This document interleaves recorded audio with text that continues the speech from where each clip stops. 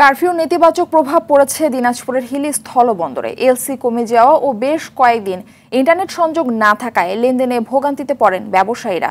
তারা জানান, আমদানি রপ্তানি কার্যক্রম চালু থাকলেও পেঁয়াজ, কাঁচামরিচ সহ বিভিন্ন পণ্য সময়মতো দেশের নানা গন্তব্যে পৌঁছানো যায়নি। হিলি প্রতিনিধি আব্দুল আজিজের প্রতিবেদন জানাচ্ছেন সৈয়দ মাহমুদ। কারফিউর মধ্যেও সচল ছিল দিনাজপুরের হিলি স্থলবন্দর।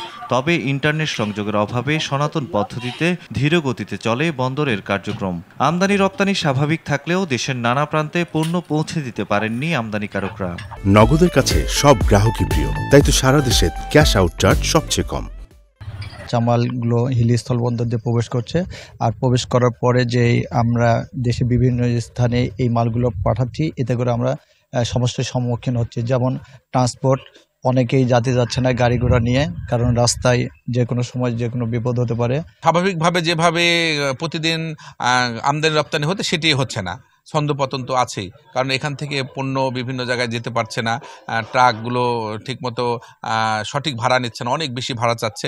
আমরা আসলে কিছুটা বেকায়দায় পড়েছি। এদিকে পাইকাররা জানান, আমদানি কমে যাবার কারণে কাঁচা পণ্যের দাম বেড়েছে। ভারতীয় কাঁচামরিচ কেজি প্রতি 20 টাকা বেড়ে স্থলবন্দরের পাইকারি মোকামে বিক্রি হচ্ছে 190 টাকায়। পেঁয়াজ কেজি প্রতি 10 টাকা বেড়ে বিক্রি হচ্ছে 90 টাকায়। গাড়ি কম আসতেছে, এই জন্য মালের দাম বেশি হচ্ছে। নগদের কাছে সব গ্রাহকই প্রিয়, তাই তো সারা দেশে ক্যাশ আউট চার্জ সবচেয়ে কম। এদিকে আমদানি করা কাঁচা পণ্যের সরবরাহ নিশ্চিতে এগিয়ে এসেছে Hili Panama port link limited.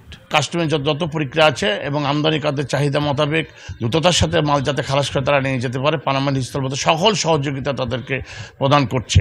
দ্রুত পরিস্থিতি স্বাভাবিক হবে, গতি আসবে বন্দরের আমদানি রপ্তানি কার্যক্রম ও পণ্য সরবরাহে, এমনটাই প্রত্যাশা ব্যবসায়ীদের। সৈয়দ মাহমুদ, RTV।